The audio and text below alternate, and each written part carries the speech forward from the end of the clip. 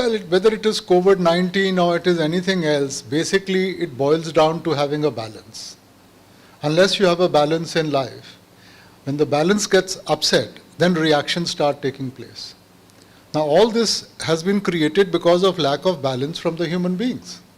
If we had kept that balance, we would have never reached this stage. Our immune system has been compromised, our ecological system has been compromised, we've compromised everything. The biggest destroyer of nature is the human being. And because of that compromise, now we are having to step back and think as to what we should be doing. So this is the Lord's way of teaching us that, we need to step back. When was the last time we saw such clear skies? When was the last time we were able to breathe fresh air? Today at night, at least you can see the stars. Otherwise, there was a film of pollution where you didn't even get to see the stars.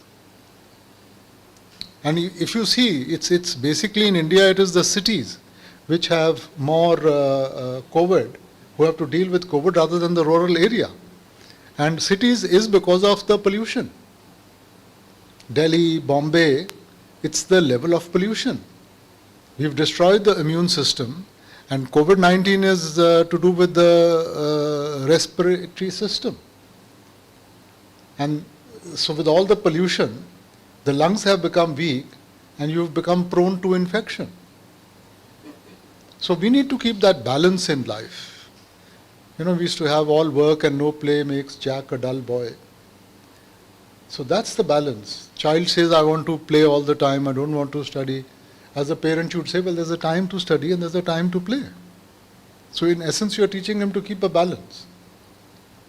So if we are able to bring about that balance back into our lives, 24 hours in a day, sufficient time to work, to take out time for your family, and to take out time for your spiritual side.